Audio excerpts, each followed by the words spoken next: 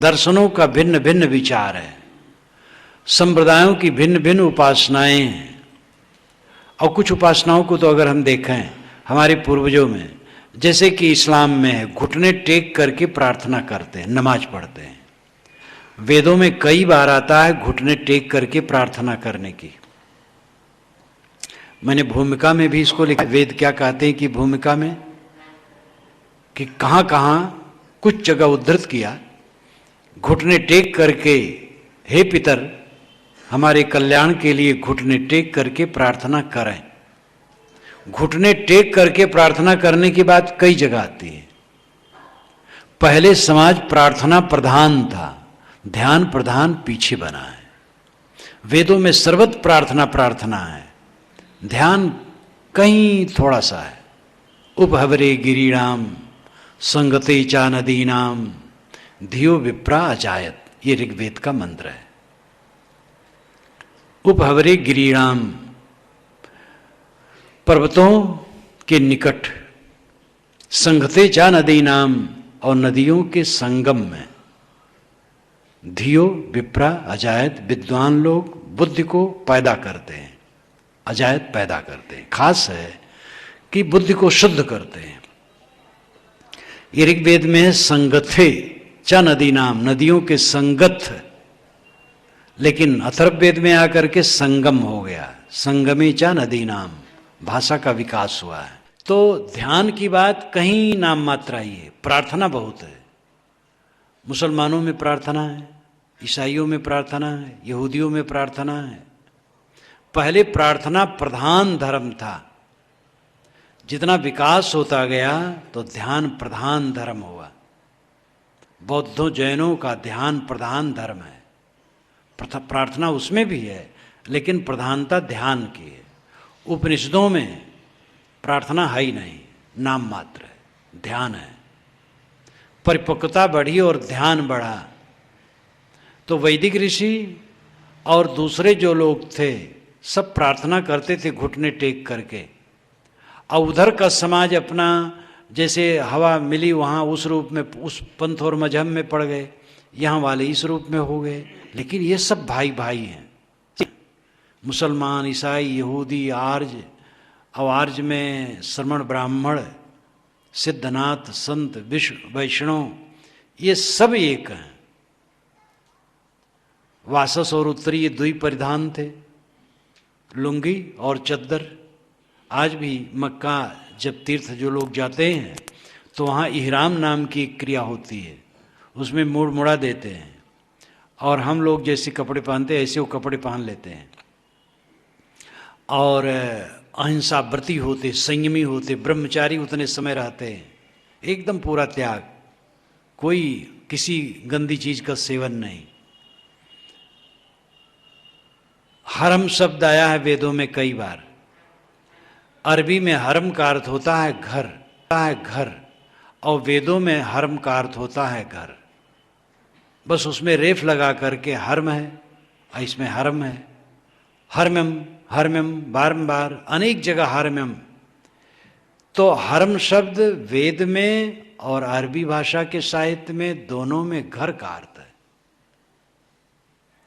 देवीश कृणतो दुआ, दुआ शब्द अरबी भाषा का है और वेद में दुआ है। ये ऋग्वेद का अंश में कहा हूं, देवेश कृणतो दुआ, हम देवता के लिए दुआ करते हैं, बिल्कुल वैसे उच्चारण है, देवता की प्रार्थना करते हैं, देवेश कृणतो दुआ। तो इसमें द्वैत कौन है, कौन दूसरा है? सब एक ही धारा है। बदलते बदलते पंथ संप्रदाय का भेद प्रभेद होते होते ऐसी गाफिली कि एक दूसरे को दुश्मन मानने की प्रवृत्ति हो जाती है।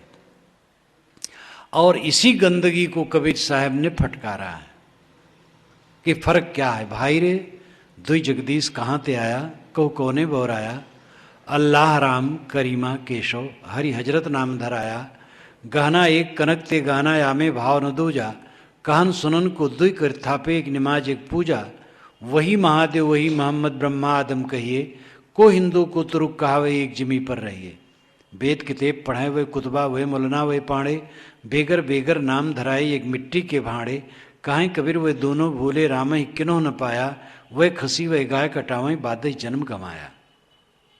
दोनों, एक राम कहा, एक रहीम कहा, एक अल्लाह कहा, एक ईश्वर कहा, एक वेद कहा, एक किताब कहा, तो फर्क क्या हुआ? हाँ, दोनों गलती ये करते हैं कि दोनों ईश्वर या देवता के नाम पर जीव हत्या करते हैं। ये ठीक नहीं करते हैं।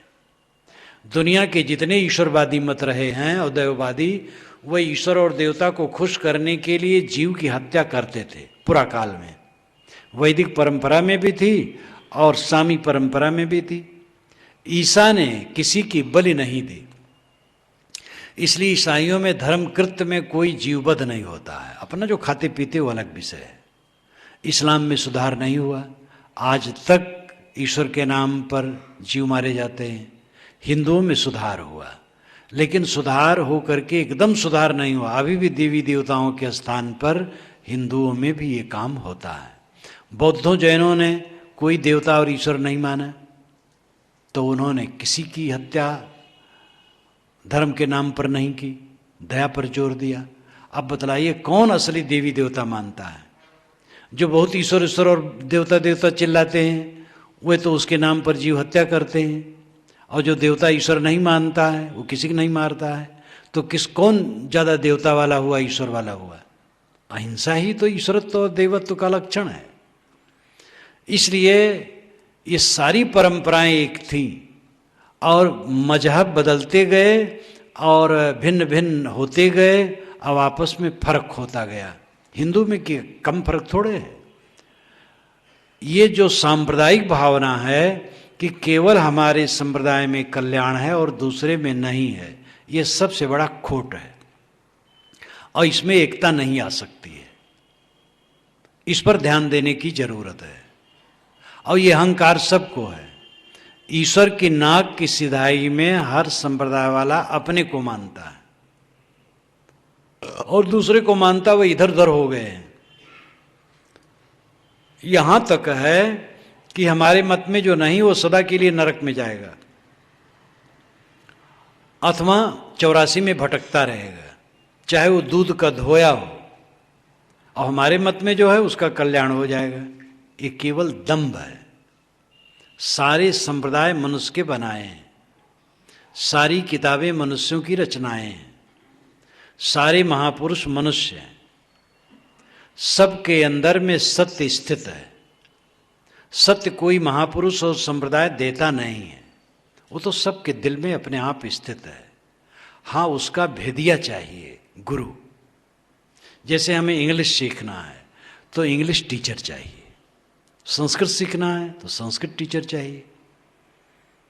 अब वो हिंदू है कि मुसलमान है, ब्राह्मण कि शूद्र है, जैन है कि बौद्ध है, इससे कोई मतलब नहीं। जो इंग्लिश का ज्ञाता हो, अगर इंग्लिश सीखना है तो उसकी शरण में जा करके हम सीख सकते हैं।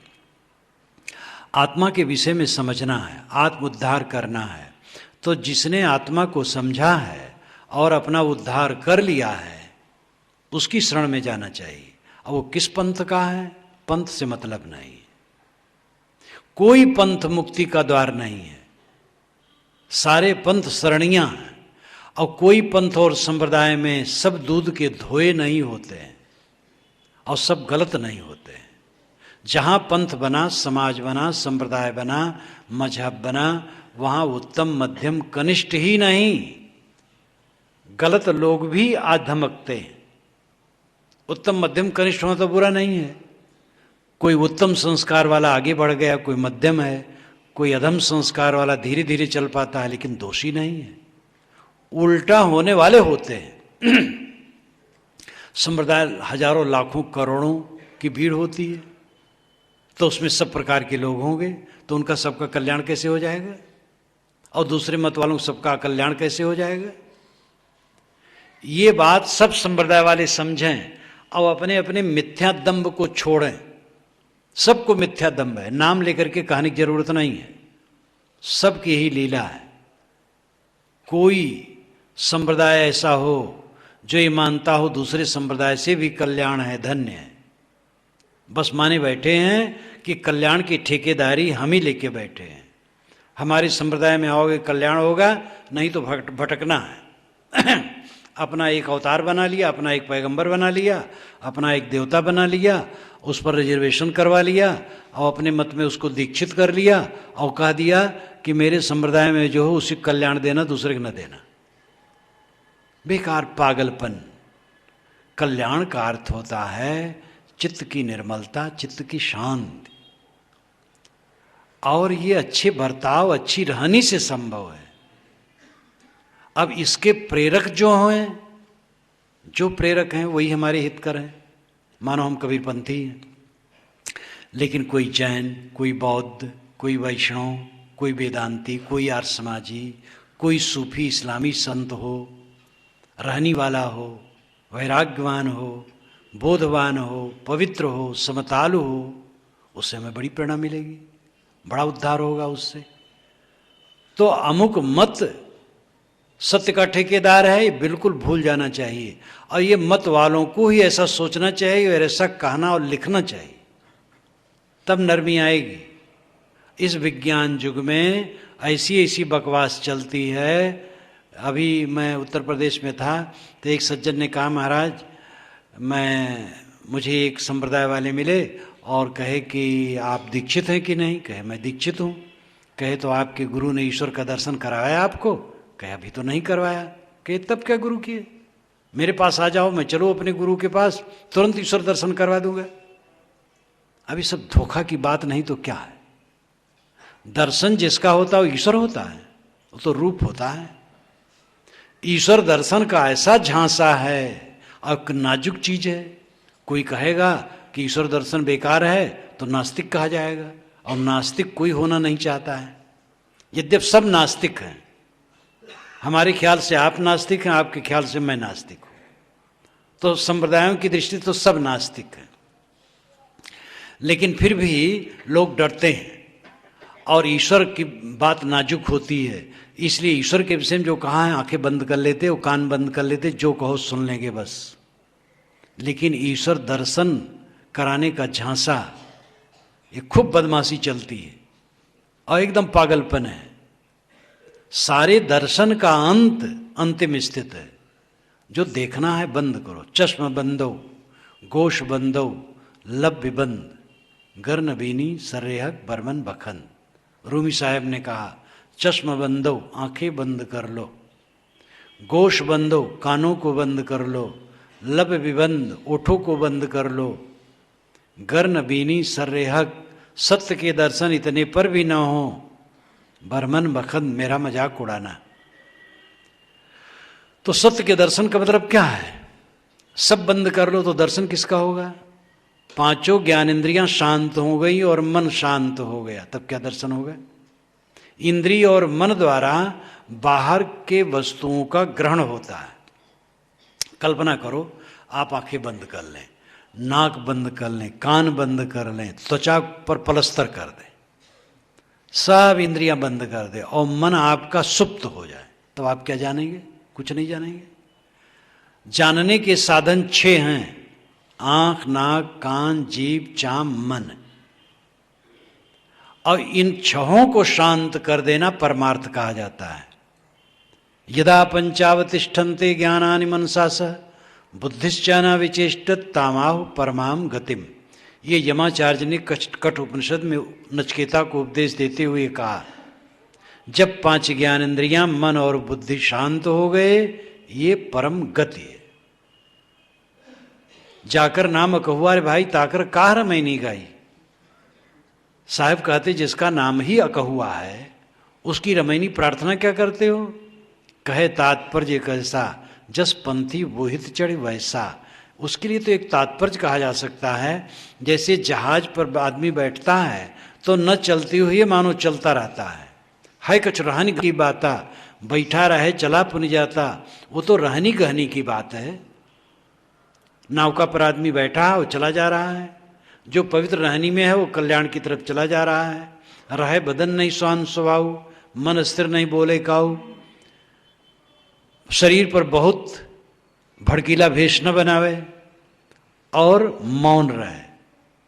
रहे बदन नहीं स्वांग स्वभाव, मन स्थिर, मन को स्थिर रहे, नहीं बोले काऊ, बक बक न करे, शांत रहे। तन राता मन जात है, मन राता तन जाए। तन मन एक हुए रहे तो हंस कबीर कहा है। शरीर आसक्त वहां मन जाएगा, मन आसक्त वहां तन जाएगा। तन मन दोनों को साध ले बस हंस हो गए। तो इसमें शोधना और साधना है, अपने को पाना नहीं है। कोई मत की डिबिया में कल्याण नहीं रखा है, कोई संप्रदाय एकाधिकारी ठेकेदार नहीं है। सभी संप्रदाय में अच्छे लोग हैं और सब जगह अच्छियां हैं। कोई समाज, कोई संप्रदाय केवल अकेला सत्य का ठेकेदार नहीं है। सत्य आपका आत्मा है, आपका आपा है। उसको परखना और समझना है और अपने को शोधना और सुधारना है। इस बात पर हमें ध्यान देने की जरूरत है। सांप्रदायिकता और जातिवाद साहब को दोनों अखरता था। वो तो ऐसे धातु से बने थे, जहां कहीं विभेद की बात आई वे सह नहीं पाए, तुरंत फटकारे। सत्य के ठेकेदार, उन्होंने मुल्लाओं को कहा कि हमारे यहाँ ही स्वर्ग मिलेगा, दूसरे से नहीं मिलेगा। तो साहब ने कहा, दर की बात कहो दरबेसा, बादशाह है कौने भेसा, कहाँ कूच कहाँ करे मुकामा, मैं तो ही पूछो मुसलमाना, लाल जर्द की नाना बाना, कौन सूरत को करो सलामा, काजी काज करो तुम कैसा, घर घर जबा कराओ भैसा, बकरी मुर्गी किन फुरमाया, किसके कहे तुम छुरी चलाया, दर्द न जानो पीर कहा हो, बहता पड़ पड़ जग भर माओ, काहे कबीर ये सैयद बुहावे, आप सरीखा जग कबुलावे, दिन को रहत हैं रोजा, रात हनत हैं गाय, यह खून वह बंदगी क्यों कर खुशी खुदाए। एकदम उन पर कह डाला। पंडितों पर जहां कहा तहां पंडितों पर खूब झारझारा कहा, कहीं किसी को क्षमा नहीं किया। और पहले तो लोग उन पर नाखुश हुए। जब पंडित पर कहे तो पंडित लोग समझे मारो ये मुसलमानों का पक्षधर है, और जब मुल्लाओं कहे तो मुल्ला लोग समझे मानो ये पंडितों का पक्षधर है। दोनों को कहने में देखे तो दोनों मिल करके भी उनका विरोध किए, लेकिन धीरे धीरे समझा कि ये व्यक्ति ऐसा है कि ये सच कहता है, ये किसी का विरोधी नहीं है। सत्य का पहले मजाक होता है, फिर विरोध होता है, फिर स्वीकृत होती है। ये विश्व सत्ता का नियम है। जो एकदम सत्य बात आएगी पहले उसका मजाक लोग उड़ाएंगे।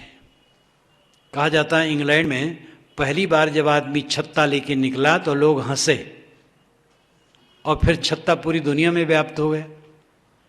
तो छत्ता ये कोई चीज है, पहले सत्य का मजाक होता है, फिर विरोध होता है, और फिर स्वीकृत होती है। कबीर ऐसे महापुरुष थे जो एकदम संप्रदाय विहीन, जात विहीन और पाखंड विहीन, चमत्कार विहीन, शुद्ध धर्म और अध्यात्म को उन्होंने अपनी वाणी में प्रतिष्ठित किया। जो उनकी वाणी बीजक है वो सबके सामने जो पढ़े वही समझ जाएगा। मैं तो बीजक जब पहले पढ़ा, ये सन 50 की बात होगी, तब मुझे पहले कुछ धक्का लगा, क्योंकि मैं सगुण उपासक आदमी, और उसमें ऐसी बातें काट बहुत थी, लेकिन दिमाग खींचता गया। हृदय को तो चोट लगे और दिमाग कहे सच कहते हैं। 3 महीना में पढ़ा, और उस समय टीका मिलती थी पूर्ण साहेब की, जो आज भी है, बम्बई से छपती है वेकेंट सृष्टि प्रेस से, और वो संक्षिप्त है और पुरानी भाषा में है। उसको कुछ ही सत्पात्र लोग पढ़ पाते हैं और ग्रहण कर पाते हैं। अब तो बहुत सरल बना दिया गया है। 3 महीना पढ़ा और मन में बात आई कि सब साफ और सही है। तो उनकी वाणी आप देखिए तो देखने से लगता है कि वो इंसान न कोई जाति वाला है, न कोई संप्रदाय वाला है, और न कोई रूढ़ ईश्वर वाला है, न रूढ़ शास्त्र वाला है। सत्ता ही उसके लिए ईश्वर है, पूरी मानवता ही उसकी जाति है, आत्मा ही परमात्मा है। ऐसी सार्वभौमिक दृष्टि उसकी है कि कोई भी देखे और समझे तो उसको लगेगा ये तो मेरी ही बात है। कबीर जो कहते वो कबीर की नहीं है, वो आपकी है।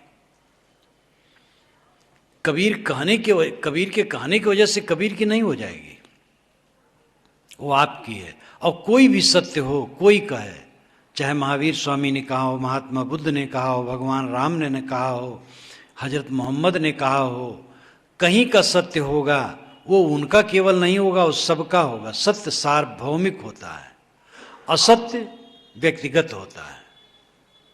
और असत्य को मीटिंग करके कहा नहीं जा सकता है। एक जगह की मुझे याद आई, बहुत पुरानी घटना है। एक गांव में गया तो एक सज्जन मिलने आए, तो कहे कि मेरा लड़का वो खुद आए जो चुनाव में खड़े हुए थे। तो उन्होंने कहा कि केवल ग्राम पंचायत की जो सदस्यता की सीट होती उसी के लिए था। तो कहे महाराज हमें लोग चालाकी से हरा दिए, इसलिए मैंने मुकदमा दायर किया और उसमें 1000 रुपया खर्च हो गया। यह आज से 30 वर्ष पुरानी बात है। तो उनका भाई आया तो कहा कि साहब देखो हमारा भाई छोटा इतना चपल है कि बेकार में चुनाव में खड़ा हो गया और हार गया, तो मुकदमा हम शुरू कर दिया, उसमें 400-500 रुपये बेकार में खर्च कर दिया।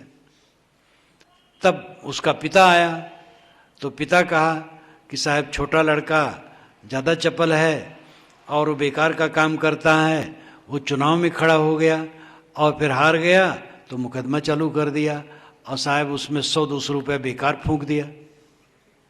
तो उसने 1000 रुपया कहा था, भाई ने 500 रुपया कहा था और पिता ने 100-200 कहा। अब वे तीनों बैठ करके मीटिंग नहीं कर सकते थे कि सबको 1000-1000 बताना है, क्योंकि अपने में भी लोग लजाते हैं कि हम झूठ कैसे प्रतिपादित करें। तो झूठ की मीटिंग नहीं हो सकती है, सत्य के लिए मीटिंग हो सकती है। इसलिए झूठ जो बातें होती वो अलग अलग हुआ करती हैं और सत्य सबकी एक होती है। इसीलिए हमें एकता के सूत्र खोजना चाहिए। राम रहीम अलग अलग भाषा है, लेकिन सबकी अंतरात्मा की जहाँ बात आती है वो अलग अलग भाषा नहीं है। सबकी अंतरात्मा जो है उसका नाम कुछ रखो, वो तो एक सत्ता है और वो सार्वभौमिक है, उसमें कोई फर्क नहीं है। सत्य एक समान होता है, सत्य दो तरह नहीं होता है। इसलिए हमें आध्यात्मिक, आदि भौतिक, आदि दैविक समस्त क्षेत्रों में एकता स्थापित करने की जरूरत है। और जितना हम सत्य के निकट होंगे एकता अपने आप आएगी। पूजा पाठ की बात है, वहाँ आपस में फर्क हो जाता है। एक महिला और एक सज्जन दोनों पति पत्नी, और जो देवी थी वो कृष्ण उपासक और जो पति थे वो राम उपासक, दोनों में बहुत कसमकस रहे। एक दिन उन्होंने कहा कि महाराज ये इनको समझा दीजिए, ये बारंबार राम मंदिर में मुझे ले जाना चाहते हैं, मैं तो कृष्ण गोपाल को मानती हूँ। और गोपाल को भी मानती थी 10 बरस की उम्र तक। जो श्री कृष्ण 10 बरस का है वहीं तक मानती थी, 10 बरस के बाद वाले नहीं मानती थी। वैसा मत है शुद्धाद्वैत मत। और कुछ शाखाएं कि जो कृष्ण के बचपना को ही 10 बरस की उम्र तक ही मानते हो, आगे वाले को नहीं मानते हैं। तो मैं उनसे मजाक भी करता हूँ कि तुम लोग आधी मुर्गी काट के खा जाना चाहते हो और आधी अंडा देगी ये सोचते हो। श्री कृष्ण महाराज के पूरा स्वरूप को भी नहीं मान पाते। तो उन्होंने कहा महाराज इनको समझा दीजिए, राम मंदिर में मुझे ले जाते हैं बेकार में, हम तो गोपाल के हैं। तो उनसे कहा गया ये बताओ तुम अपने पद को समर्पित हो? कहे हाँ समर्पित हैं। मैंने कहा तो भी सास को, ससुर को, देवर को, जेठ को, जेठान को भी भोजन परोसती हो, सर्वथा समर्पित पति को। इसी प्रकार आप सर्वथा समर्पित गोपाल को हो, लेकिन राम को क्या पानी नहीं दे सकती हो? अगर वो कहते हैं राम मंदिर में चलो तो जाकर के वहां भी हाथ जोड़ लो, क्या बुरा हो जाएगा? कहे तो ऐसा तो कहते नहीं है, ये कहते राम बड़े हैं। सारा झगड़ा होता है बड़ाई में। राम अपनी जगह बड़े हैं, श्याम अपनी जगह बड़े हैं और सब अद्वितीय हैं। कोई किसी से छोटा बड़ा नहीं होता, अपने में सब अद्वितीय होता है। सारे झगड़े अहंकार के कारण हैं। ये बाहर वाला जितना बढ़ेगा उतना झगड़ा रहेगा, जितना अंतर्मुख होते जाओगे झगड़ा समाप्त होता जाएगा। बाहर वाले को मैं खंडन नहीं करता हूँ, किसी की उतनी ही पात्रता है। तो कोई पूजता है, कोई जपता है, कोई कीर्तन करता है, कोई कुछ करता है, कोई तीर्थ करता है, अच्छा करता है, कुछ तो करता है। मुझे भी गुरुजी ने जब पहली बार देखा था, मैं गुरुजी को बुलाया था जहाँ मेरा शरीर जन्मा था, तब जब वहाँ पहुँचे और भोजन करने बैठे तो वहीं पास में मेरी माला टंगी हुई थी रुद्राक्ष की और असनी टंगी हुई थी। तो उन्होंने कहा इससे पूजा कौन करता है? तो मैंने कहा महाराज मैं करता हूँ। तो कहे इसी ने मुझे यहाँ लाया है, अगर तुम कुछ न करते तो मुझे भी न पूछते। इसलिए कुछ करने वाला कुछ और करता है। एक आदमी खाट पर बैठ करके माला फेर रहा था, दूसरा रास्ते में जा रहा था। उसने कहा यार खाट पर बैठ करके माला नहीं फेरी जाती। तो कहे कहाँ फेरी जाती? कहे जमीन पर। कहे तुम फेरते हो कि नहीं? कहे मैं तो नहीं फेरता हूँ। कहे तुमसे तो मैं अच्छा हूँ, खाट पर सही कुछ तो करता हूँ। तो कुछ नहीं करने की अपेक्षा कुछ करना अच्छा है, लेकिन ताला बंद करके बैठे न रहो, आगे भी समझने की चेष्टा करो। बाहर से कोई देवता कोई भगवान सहायता करने आने वाला नहीं है। अंत में आपका पुरुषार्थ, आपका परिश्रम, आपकी साधना, आपकी शुद्धि काम देगी। देवी देवता ये सब हैं, इन देवी देवताओं के साथ सुंदर बर्ताव करो और अपने जीवन को मांझो, निर्मल बनाओ और अनेकता में एकता के सूत्र खोजो। हिंदू मुसलमान ब्राह्मण शूद्र क्या है? किसी के रक्त 10 व्यक्तियों के रक्त भेज दिया जाए डॉक्टर के पास और डॉक्टर बता दे कि ये ब्राह्मण का है, ये शूद्र का है, ये मुसलमान का है, ईसाई का है, ये जैन का है, ये पटेल का है और ये मुराव का है, तब मान ले कि भेद है। सब दंभ, केवल दंभ। इतने हम दंभी हो गए हैं, मिथ्या अहंकार, हम बड़े हम बड़े हम बड़े। और इसी में परिवार को, समाज को, देश को, राष्ट्र को, राष्ट्र को नरक बनाते हैं। इसलिए सारा भेदभाव झूठा है। सबके अंदर में वही चीज है और सबके अंदर में वही शिव तत्व, राम तत्व, परम तत्व विद्यमान है। इसलिए इसी की शरण में आना पड़ेगा, चाहे आज, चाहे कल, चाहे 10 वर्ष के बाद, चाहे 10 जन्म के बाद और चाहे लाख जन्म के बाद। शांति मिलेगी तो इसी में मिलेगी। इसलिए व्यवहार में भी एकता और परमार्थ में भी एकता। घर में, समाज में, सोसाइटी में, कंपनी में, जहाँ कहीं भी हम हैं, जिन मनुष्यों की कुंडली में हम बैठे रात दिन अपना व्यवहार करते हैं, उनसे समता, प्रेम, शील, मधुर बर्ताव करके ही जीवन में स्वर्ग उतर सकता है। और आध्यात्मिक क्षेत्र में अपने संप्रदाय के अनुसार आप पूजा पद्धति करें, पूजा पद्धति का अनुष्ठान करें और दूसरे के संप्रदाय का आदर करें, दूसरे के नियमों का भी आदर करें, उसमें विघ्न बाधा न हो, ये सब आप ध्यान रखें। और अंततः जो सत्य है उसका अनुसंधान करें, जो सभी संप्रदायों से ऊपर है। सड़कें बनती हैं, मेड़े बनती हैं, गलियां बनती हैं, लेकिन जमीन वही रहती है। कितनी मेड़े टूट जाती है बंदोबस्त में। चकबंदी होती है तो मेड़े टूट करके नई नई मेड़े बन जाती हैं। भारत जब से आज़ाद हुआ है न मालूम कहाँ कहाँ कितनी सड़कें बन गई हैं। और ये सड़कें भी समय से टूटेंगी, दूसरे ढंग से बनेंगी, कहीं कुछ होगा। तो मेड़े और सड़कें और राहें बदलती हैं, लेकिन जमीन बनी रहती है, सत्य बना रहेगा। ये पंथ संप्रदाय और पूजा पद्धतियां बनती और बिगड़ती रहेंगी। वैदिक युग में यज्ञोपवीत के विधान का कहीं पता नहीं लगता है।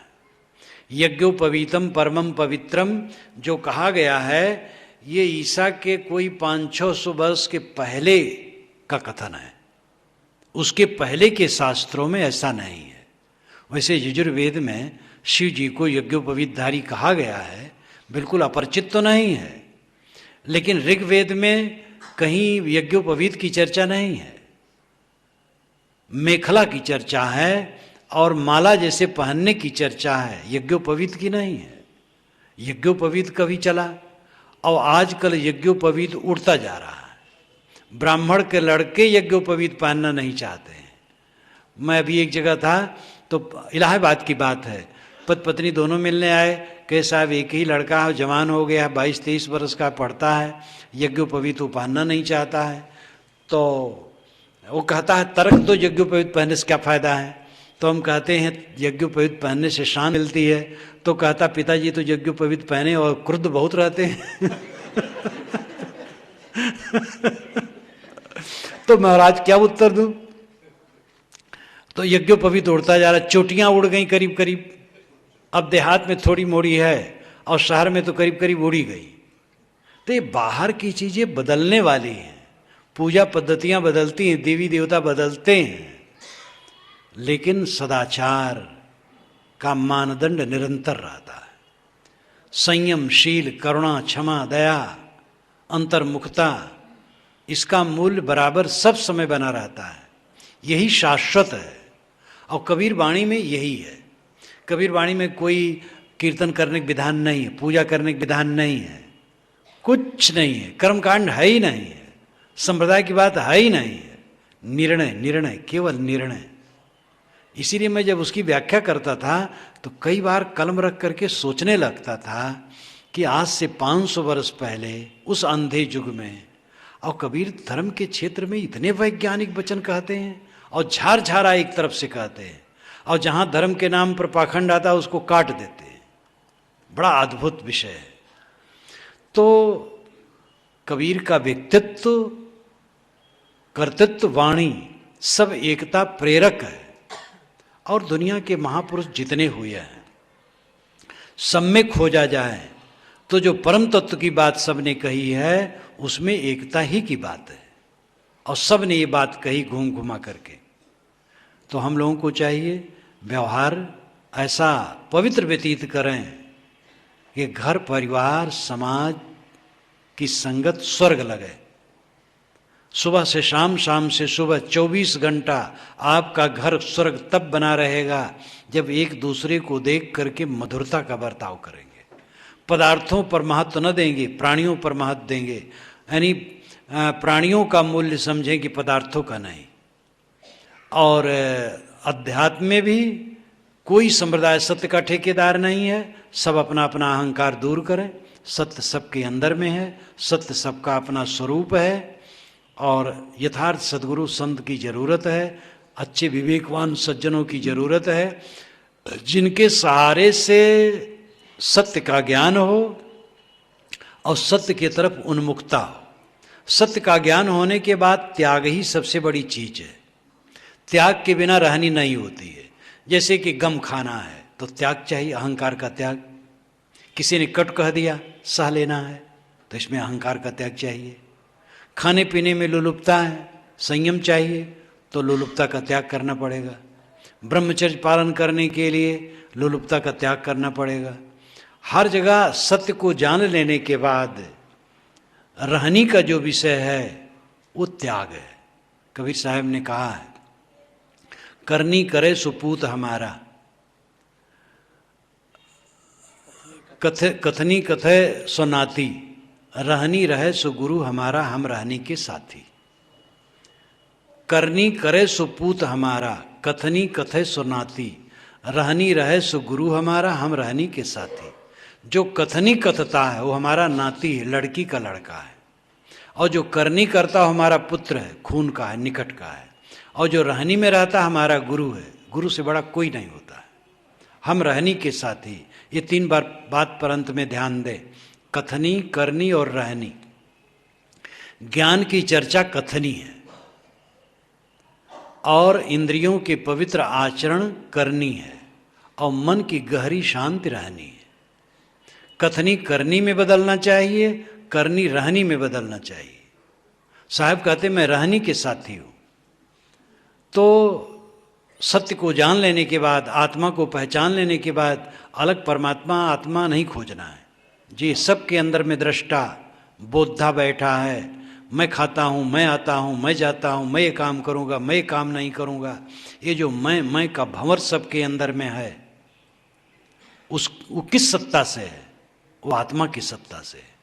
मैं आत्मा है, शुद्ध चेतन है, निर्मल है, दिव्य है। इसका ठीक ढंग से बोध प्राप्त करना चाहिए यही सत्य है, यही परमात्मा और पर ब्रह्म है। इसको जान लेने के बाद फिर यही कथनी करनी और रहनी संभालना है। और इसके लिए सच्चे संत, सच्चे सद्गुरु, सच्चे भक्त, सज्जन की संगत जरूरी है, वैसा आचरण करने की जरूरत है। फिर इसी जीवन में आदमी वह सुख पाएगा जो उसके अंदर की अभिलाषा है।